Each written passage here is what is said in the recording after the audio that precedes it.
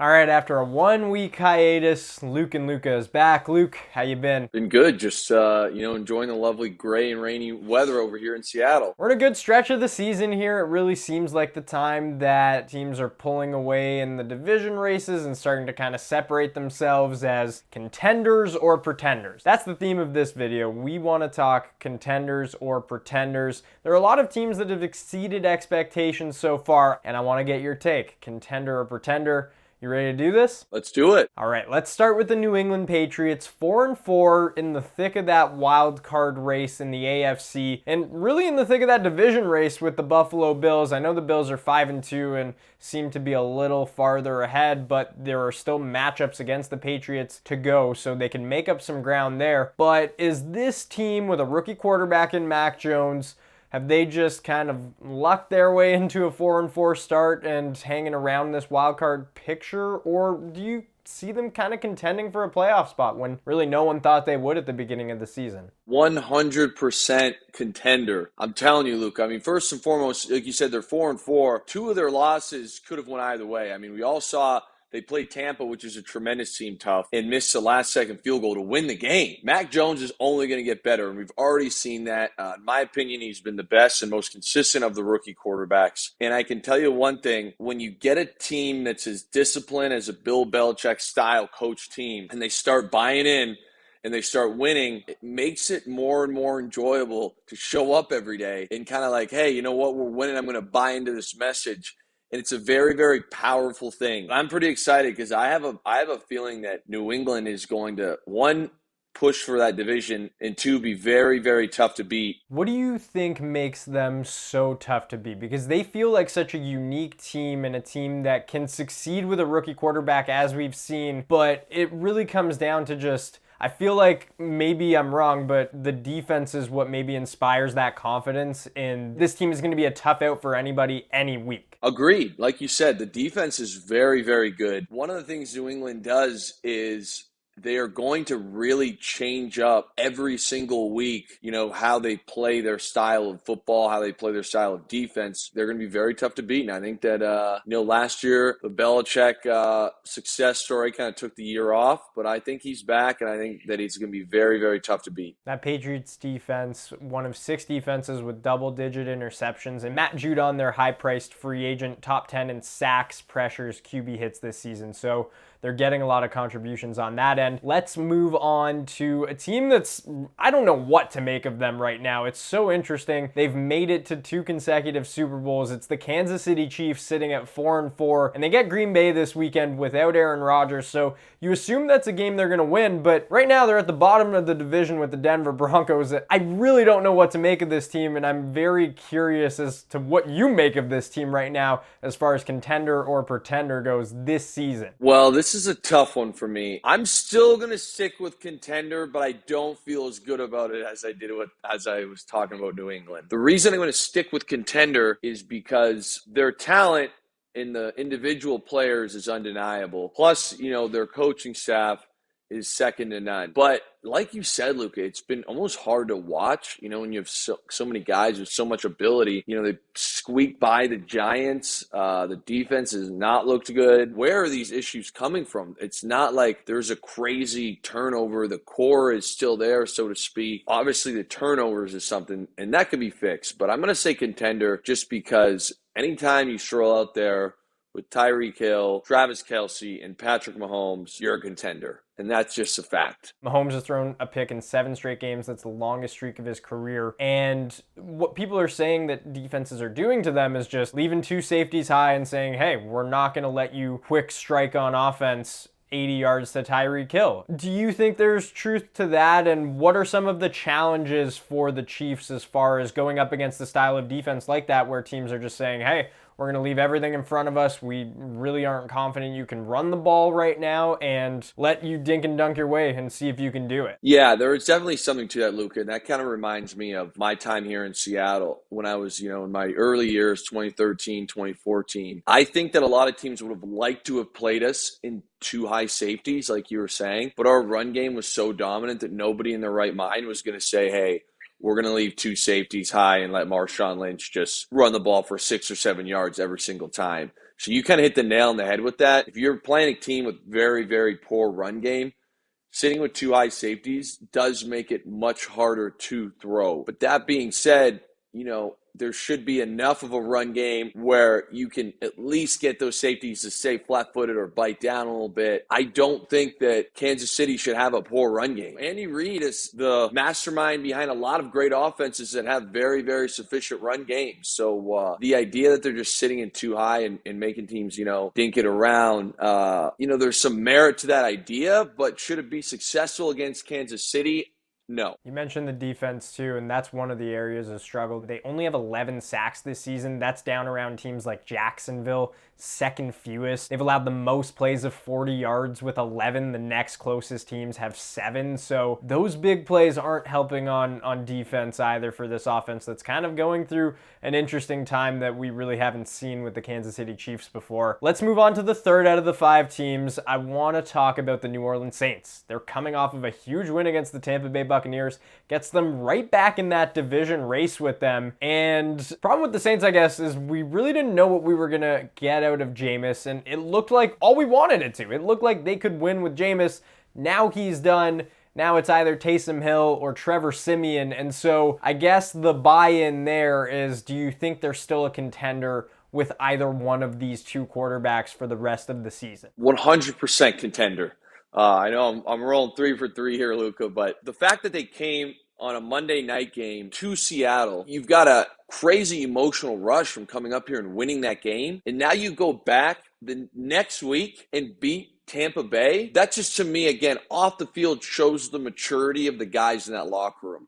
Bad teams or young teams that are good will win a big game and then have a huge lull the next week, or they won't prepare as they should. So that, to me, speaks volumes of why they're a contender. Secondly, Sean Payton is going to figure something out offensively with either Taysom Hill or Siemian, and they're going to be fine. I think Sean Payton is in the top 3, conversation, maybe the best offensive mind in football right now. I was pretty close to Jimmy Graham when he was here in Seattle, and kind of hearing some of the stories that he would tell me about his time in New Orleans. I don't think there's any doubt in anyone's mind that Sean Payton knows how to run an offense and score some points. I also think both those quarterbacks are very capable. I think Taysom Hill adds a dimension that nobody in the league really has. And I haven't even started talking about their defense, which I think is very, very good. I think that out of the 3 teams we've listed so far, that's the easiest one for me to put contender on. I tend to agree with you as well, and the defense is really the biggest reason why, I think. And we saw it last week against Tampa Bay, forcing 3 turnovers.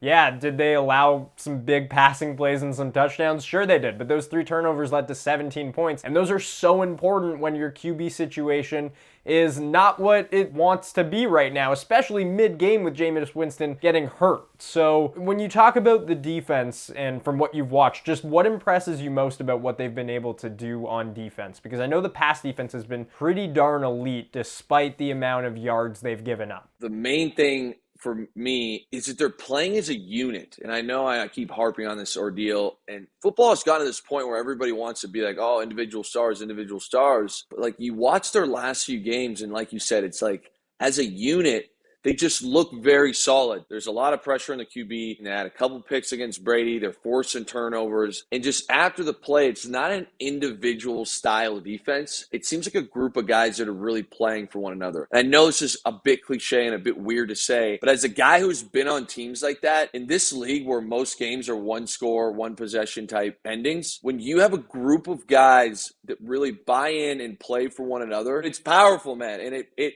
leads to winning games. And again, if you watch that Saints defense, I think that they've got a chip on their shoulder, because think of Saints football. It's always been, Sean Payton, the offense, obviously Drew Brees. And now all of a sudden Drew's gone. And I think a lot of guys on defense are like, hey, it's our turn to kind of carry this organization, this franchise. And that's what they're doing. And they look good doing it. Shout out former Broncos DC Dennis Allen, doing a great job down there. I'd love to see it. Last team here, the Cincinnati Bengals. Bengals fans, don't think we didn't forget about your team. 5-3, a big win against the Baltimore Ravens. The last time we saw them win a game, obviously a kind of disappointing outing last last weekend against a shorthanded New York Jets team. But this team is second in that AFC North that's incredibly tough, and the last place team right now is the Browns at 4-4. So that division is going to be incredibly tough throughout the year. I think this team might be the hardest to get a read on. I don't know what to make of them. And that's why I'm going to ask you what to make of them. So if you had asked me after the Baltimore game, I would have went with contender. But the reality is the Bengals to me right now are pretenders. They lost to the Jets, man. I mean, you lose to the Jets? That's a sign to me of an immature team. You come out, you have a huge staple win, could have been a season-defining win, beating Baltimore. I mean, that's a huge ordeal. It's a divisional team. It's one of the best teams in the league. You come out here, you beat them, and the next week you hand back the win by losing to the Jets. I mean, it's insane, and it almost hurts if you're a Bengals fan. It's just like so frustrating. But the reality is Cincinnati has all the ability to be a contender. Joe Burrow, Jamar Chase, that combination's sick. It's going to be incredible. But contending teams don't stroll into playing the Jets and lose. Contending teams stroll into playing the Jets and beat them by 20. And again, I go back to my time, but it was like you have all these games like that. I'd call them trap games where it's like, hey, man, we just beat the Ravens, we're on a roll. Like for us, it might have been the 49ers, whatever. And I remember going to play the Giants, going to New York and being like, hey, like New York stinks, but we're in a divisional race here. Again, this is the Giants I'm talking about back in the day. In the year that we won the Super Bowl, 2013 season, I remember sitting there thinking like, you want to hear how crazy what the NFL is, Luca, is it's like we had to play the Rams in game 16 to clinch not only the division, but the NFC. If we lose that, we would have went to 12-4 and tied with the 49ers. That was the difference between a 1 seed, which equaled a bye week in home field throughout, and the difference between being the 4 seed, no bye week, and on the road every single game. And like I bring that up where it's like that game against the Giants that year, I think our defense had like 4 or 5 picks. It was absurd. Okay. And we didn't score a ton of points. We probably should have scored more, but literally from the starting kick to the last whistle, we felt like we were in control of the game. And it's like these games matter. It's not one of those things where like, oh, if you're a contender, you don't lose to the Jets. You come in, I know I'm on a rant right now, but you come in and you take care of business so that later on in December, when you're playing that one divisional game that's the make or break of home field or playoffs, you're in the driver's seat. You're not hoping for favors elsewhere. I don't know. As you can see, I'm getting worked up here, Luca. I was on the Bengals bandwagon. And I mean, that last week just blew my mind. I mean, that's upsetting. I love it. I love how fired up you got about that. It's absurd. That's amazing. You lose to the Jets. You lose to the Jets. Without Zach Wilson. It's insane. It's nuts. And you look at the standings. They're so tight right now in that division especially, and the Bengals have wins on the road against Baltimore and against Pittsburgh. And so to go and do that, having won those 2 big games that are going to set you up for success, like you said, come December, this Jets game is just an added bonus to that. It's just like, okay, yes. Now we're 6-2. Now we're in the driver's seat. We've got to win over Baltimore already. We've got to win over Pittsburgh already. Those are big wins over those teams, and they kind of get lost in the shuffle when you lose to the Jets, as far as the standings are concerned, when you get later into the season. Exactly. And let's be honest here. It's tough to beat a team twice in your division. You nailed it. It's like if you take care of the games that you should win. And there's no easy wins, but you should come in and be professional about it and win, like a game against the Jets. You now put yourself in the driver's seat. The pressure should have all been on Baltimore, should have all been on Pittsburgh, where like later in the year, when those teams come to your home in Cincinnati, they have to win. But now it's going to be a 50-50. Cincinnati's going to have to win too because, like you said, the standings are going to be too tight. Let's end this in a little bit of a positive light on the Bengals because I think they're a good bandwagon team. And like you said, you were on that bandwagon. And we obviously have our concerns about them. But you mentioned a guy named Jamar Chase and what he's doing. This is like the best rookie season we've seen from a wide receiver since Randy Moss put up 17 touchdowns in 1998. Like, he's on pace right now to maybe have the most receiving yards by a rookie ever. And if he keeps scoring touchdowns, he might get close to Moss, which is insane. That Bengals offense, do you think it's enough and mature right now to maybe be a saving grace and kind of get them where they want to go? I guess maybe my question is just how impressed have you been with that side of the ball for them? I mean, extremely impressive. They've got a squad over there, and they should be like in the conversation of being one of the best teams in the AFC. But it's tough for me to sit here and be like, yeah, The offense is it. See them in the playoffs. When you come out and you lose to the Jets, I can't even wrap my head around that, to be honest with you. So that I'm not trying to take. I know we're ending in a positive light here. I do think Jamar Chase and Joe Burrow. I think Joe Burrow is the real deal. I think Jamar Chase is definitely the real deal. I think that combo is going to be fun to watch for the next decade plus. But right now, I'm not ready to give him the nod. I'm just not. And that's okay. That's totally fine because that's a good thing for a team like Cincinnati. Learn from these experiences and become a better team because of it. And look at that offense: T. Higgins, CJ Uzama, Joe Mixon, Tyler Boyd. Like, that offense is loaded for a while. The defense is actually getting a lot of pressure on the quarterback, which might be surprising because they don't have those household names. So 21 sacks this year is top 5 in the NFL. They're doing it. They're doing some things. But you got to take care of business and beat those New York Jets before Luke and Luca will take you seriously, and that's all there is to it. I agree. I mean, that's fair. You can't be mad at us for that. I always enjoy doing this. Thank you so much, buddy. I appreciate it, Luca, and have a good one.